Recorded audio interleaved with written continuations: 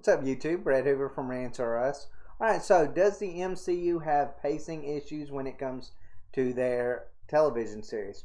Now, of course, you know, The Falcon and the Winter Soldier, WandaVision, and Loki are now completed. We can now search through them and find out what worked, what didn't work, what was the differences between the show, and how can they correct it, the problems. Each one of these shows had completely and totally different problems. I feel like probably the most complete out of the three was probably Loki. Loki never seemed to have filler episodes, kind of like what WandaVision did at the very beginning. And it didn't have a terrible ending, quite like what WandaVision just completely bombed the ending at the very end. Falcon and the Winter Soldier, I just thought was complete garbage from beginning to end, simply because there was no point in it. It was a merchandising ploy. It was to get the Falcon into a Captain America suit so that they could sell toys. That's really all that was about. I mean, when they can talk about, well, wokeness, SJW stuff. No. It was about merchandising is what it was about. It was about how do we sell new Captain America toys. That was it.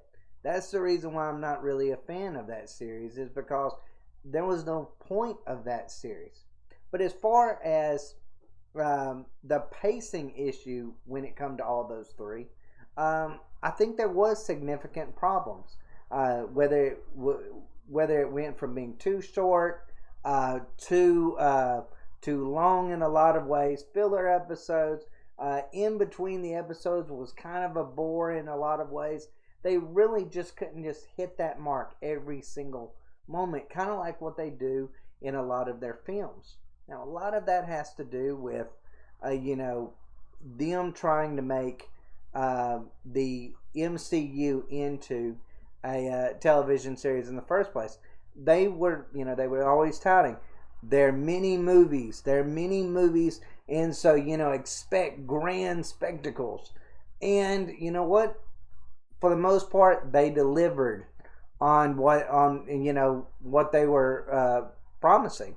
But at the same time, viewers of television are not expecting big screen theatrics. Basically, you really have to compile what would normally be in a 2-hour movie into something that is really compact. And I felt like at times they didn't do it. It's either one, they didn't have enough story to fit into some of those, so they did filler, or two, they tried to pack a lot of information into really short segments on the show. Now, that can easily be taken care of. Simply by having more episodes, which there's really no excuse of why they don't have more episodes. All these were very short, and they shouldn't have been that way. They felt more like mini-series more than actual series in a lot of ways. That could change just with more episodes.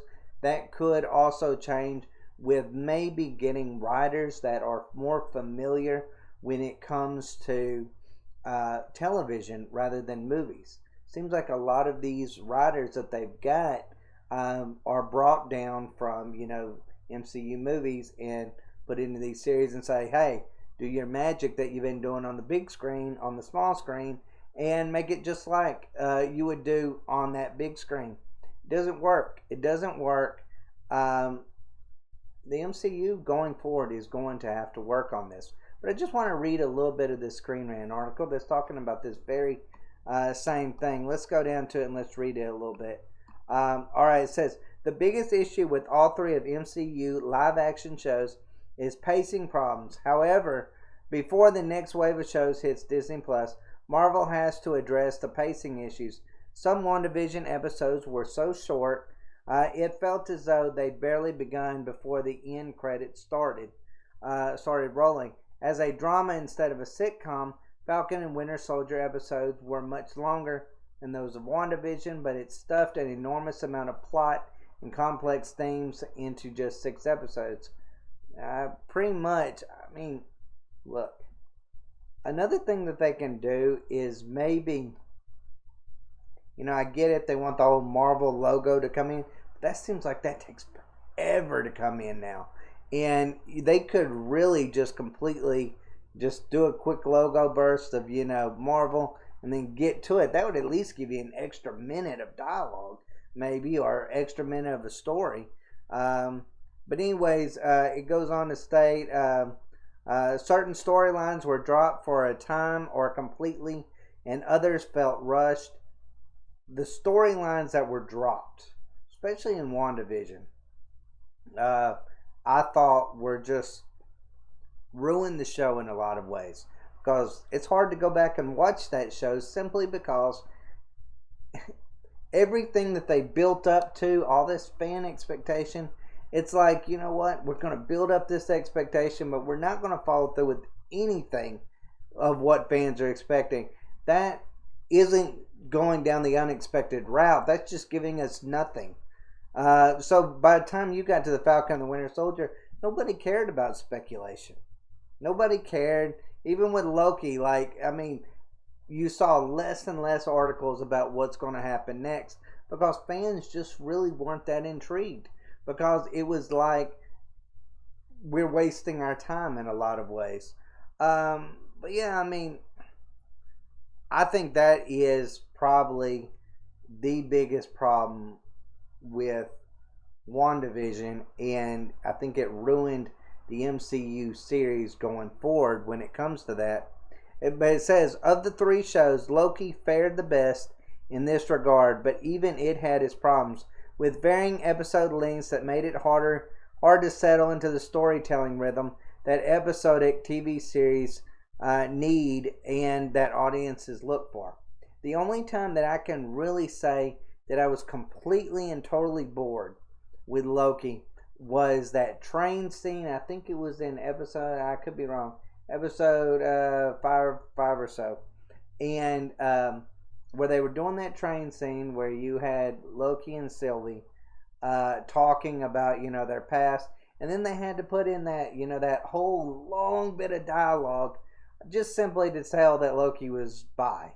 I feel like there's either show don't tell, or either just have it as a just a quick little thing. Hey, I'm bi. Anything along those lines. But instead, they tried to make this whole long scene just to draw that out, and I was incredibly bored by that. So I don't feel like the episode lengths in Loki were technically that bad. Where I had the biggest problem with that was in WandaVision, and even the Falcon and the Winter Soldier. Falcon and the Winter Soldier, like they were just drop information, follow this, follow that. And none of it to me really was that interesting to begin with. But the idea that it was just so much that you had to just get in your head. You didn't really know in that show who was the heroes, who was the villains. And it wasn't because it was interesting in any facet or that they were being creative in any way. It's just they kept kind of going back and forth on it of who's the hero and who's the villain in it. It was just bad storytelling all the way around.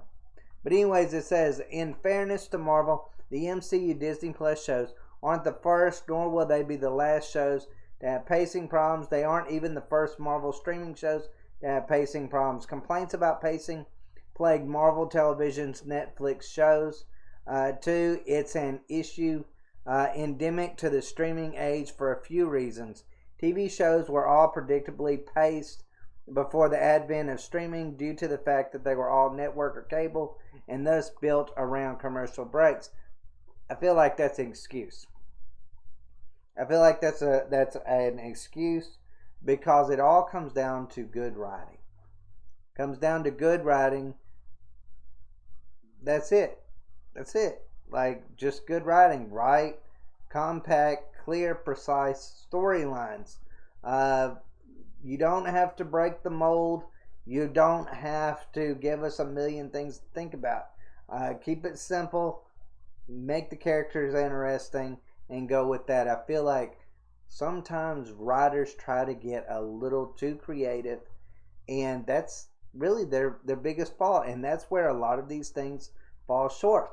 Take the whole boner thing in WandaVision. Everybody was like, is he Mephisto? Is he this one? Is he that one? No, he was just a guy named Boner. It was a boner joke. That was it. That's where you're trying to be too creative, too funny, and it just doesn't live out to expectations in any form or fashion. But anyways, guys, let me know what y'all think down below. This article really got me thinking. It's a problem that even when I was doing WandaVision, The Falcon and the Winter Soldier, and Loki reviews on here that I brought up, I felt like, especially in WandaVision and Falcon and the Winter Soldier, there was a lot of in-between pacing problems in that show. And I felt like they never corrected it. But you know what? I will give some leeway to them in the fact that it's people that are normally used to writing for the movies, right now writing for TV series, and they just don't really know how to compact that up. And I totally get that. I've wrote screenplays, I've wrote books, I've wrote poems. I can do all three of those. I know how to do all three of those. I know how to compact a story. But when you're in each one of those things, you have to do it completely and totally different. And screenplays with movies and of course series is different too. But it's just the part of writing. Writing solves this problem. You can't change the pacing problem without changing the writing style of some of these guys. And if they can't do it, then get writers that can. Get writers that understand these different TV series, TV dramas, TV comedies, whatever. Get those people in there that know what they're doing. I think that would solve a lot of problems. I think that would get rid of a lot of complaints. But anyways, guys, let me know what y'all think. Do you think the MCU series have a pacing problem? Or do you think overall they did a pretty darn good job? I'm kind of in between on that one.